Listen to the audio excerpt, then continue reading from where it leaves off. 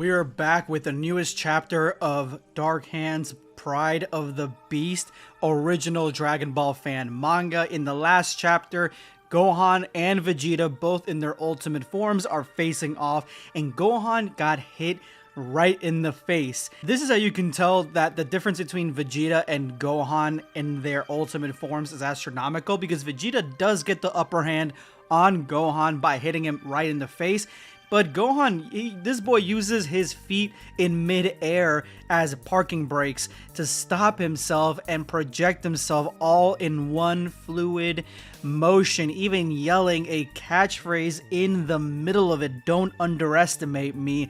But he's ready. He's ready to throw hands. He knows that Gohan is literally the GOAT right now. He is Gohan right now. So he's got something for him. He's got something ready. Now, he doesn't say it, but this definitely looks like Ultra Ego's Gallic Gun, just in a single hand motion. He is using his key reserves and everything he's got to try to stop the advance of this man, Gohan. Look at Gohan, guys.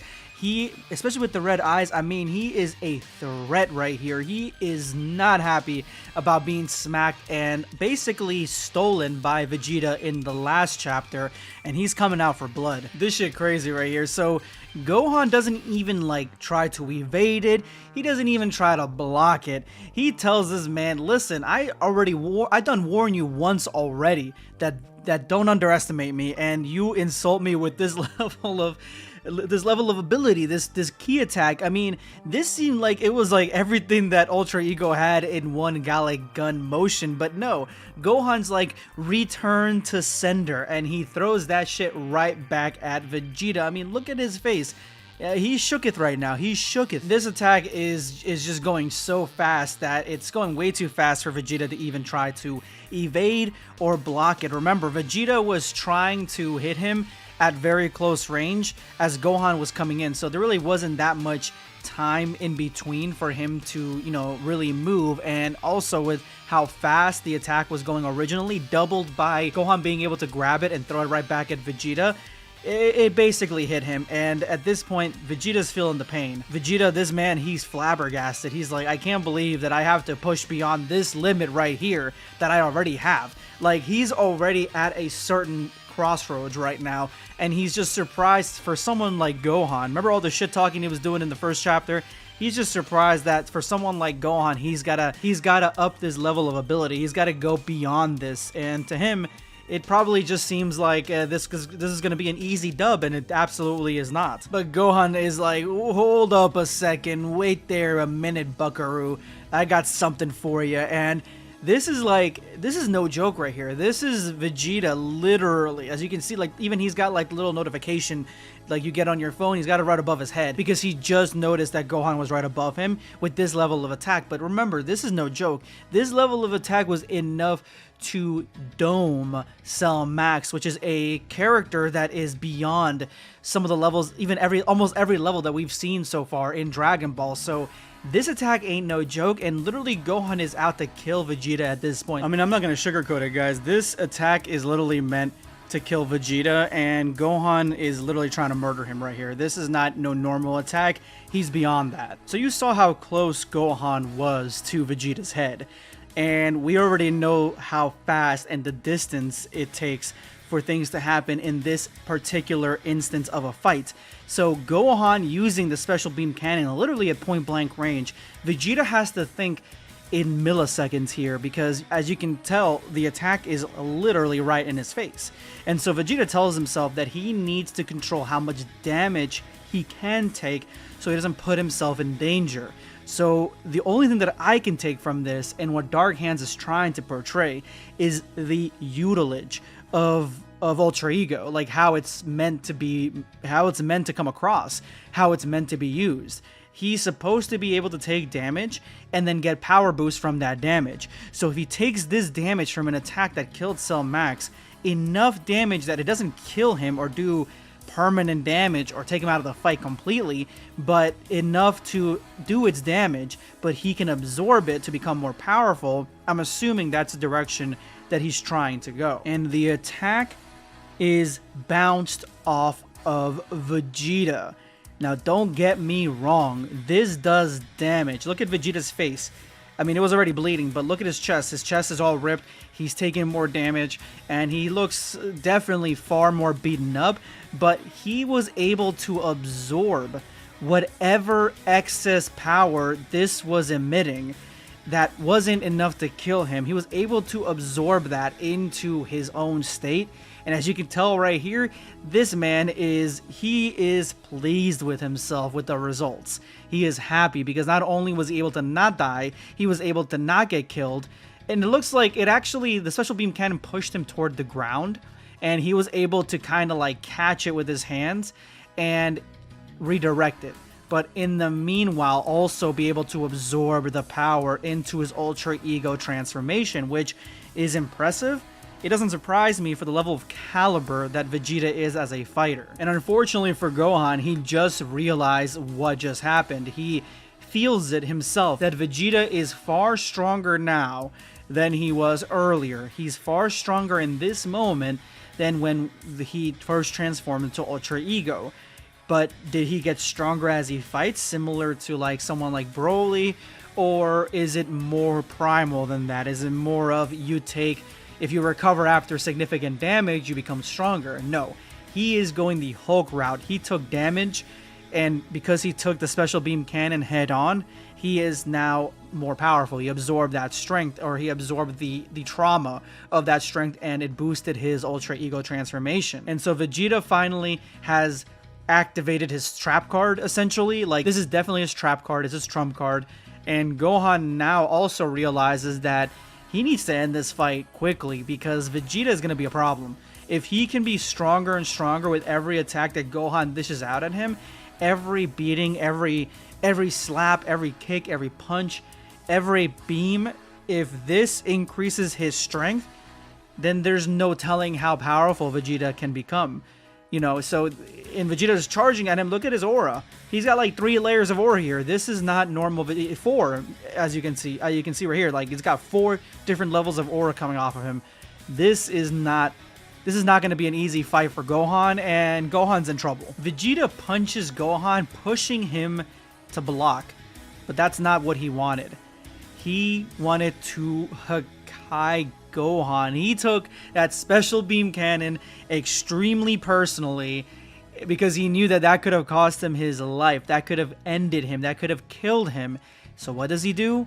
He ends up using his ender, his finisher, his attack that he has garnered to be able to kill somebody or delete them. And he did this so masterfully, because in such a quick succession, he tries to punch Gohan, who is going to instinctively block, and he did it with both hands to the point where Vegeta's able to use that attack as an opening to hit him in his vulnerable areas that aren't being blocked with the Hakai. He can't block, he can't do much.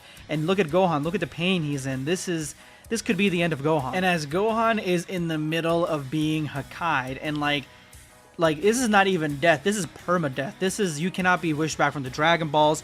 You are out of existence. There's nothing that can bring you back short of an angel intervention.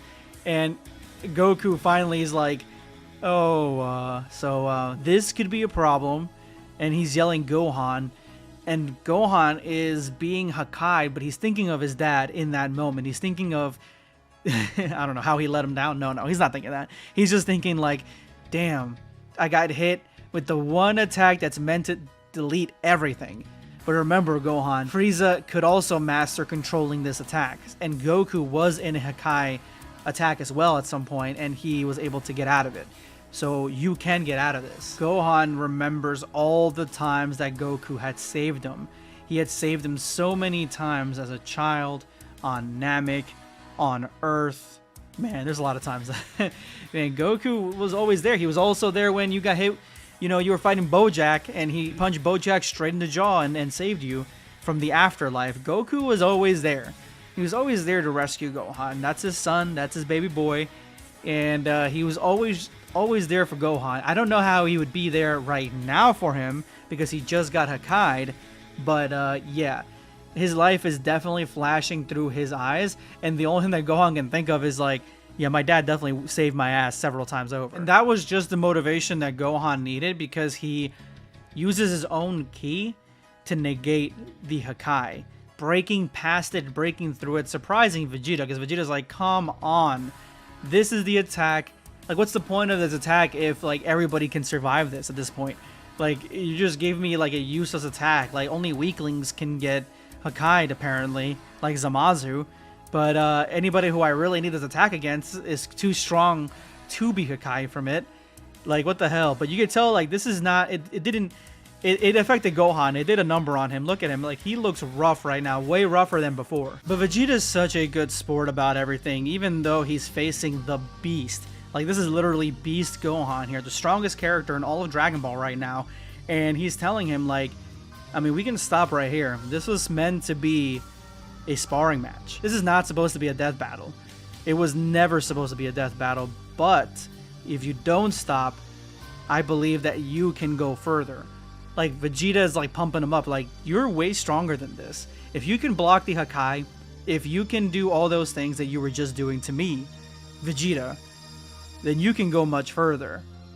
Because he acknowledges that they've never fought with all their might before. They've never fought with everything on the line. But he's like, maybe just increasing your power to this level is enough for you. And in the past, it would have been, because Gohan doesn't really need to be strong like that. Gohan is not the defender of Earth. He will save it if he has to, but he's not the defender of Earth. He's not even the defender of his own city anymore. He's a dad who has a job, who has kids and a wife, and he rather be with them. So Vegeta acknowledges that. He's like, maybe you're fine with this, because this level of power is nothing to sneeze at. It is the most powerful being in Dragon Ball. I mean, now Vegeta's kind of up there, but like Beast Gohan canonically is the most powerful. So maybe you're okay with being the best with like zero training. But he tells him, like, but do you feel that immense euphoria where there's no fear? It's just you wanting to keep pushing and going. The pain, going through the pain, and knowing that on the other side you will be fine. Either your spirit will be fine, your mind will be fine, or you as a person will be fine. That is your Saiyan blood boiling, because you're in the middle of heated combat, which is something that Vegeta knows 100% a lot about. Gohan is looking like he doesn't really want to hear this. Like, he is looking at himself, he's mad because he is feeling this way. He's feeling guilty of feeling this way, and he's got good reason to. I mean, the Saiyans really traumatized him when he was younger. I mean, they killed all his friends, they killed his mentor, they came to try to destroy the planet. You know, there have been a lot of different Saiyan things that have been negative. But Vegeta's like, no, listen, this doesn't make you less of an Earthling. You're even more of an Earthling, really. He tells him this, like, and Gohan's like so pissed off, but he's like surprised to hear Vegeta say this. But he says, it's time to embrace your two lineages. And Gohan is a little bit taken aback by that, but he knows that it's true. He needs to embrace the Saiyan, and he needs to embrace the Earthling. Gohan has always wanted to be an Earthling, because he is, but that Saiyan nature, he's always tried to push it back, and now it's finally catching up with him, where he, you know, he wants to be a Saiyan, and he feels guilty about it. And on cue, Gohan explodes in anger, explodes and just lets loose that Saiyan blood, that Saiyan bestial power and energy, just letting it explode from him. And like literally on cue, Vegeta does the exact same thing, because he knows that Gohan has chosen the path of a Saiyan, and he will abide by it. So he's exploding with energy, exploding with ki, and getting stronger and stronger. And Vegeta is doing the same, because he does not want to be left behind. They're both doing it at the exact same time, but you can even tell with the different sizes of ki who is ultimately stronger, or at least who has more ki reserves in hand, who has more backing them when it comes to ki. And Vegeta says, that's right, that was the person I respected who fought against Cell. Gohan is back. Gohan is now respected again in Vegeta's eyes. Gohan thanks Vegeta. Vegeta says, we're still in the middle of a fight, and I want you to fight me with all your might. Don't come with such nonsense. Don't thank your opponent. Trying to, backpedal a little bit there, but okay. And they both shoot at each other, but even with the power, as you can tell earlier in the last panel, with Gohan having more power, Vegeta obviously has more speed. And that is going to be the end of today's chapter. Stay tuned, guys, because I'll have the next chapter as soon as possible. Subscribe for more content. Or perish.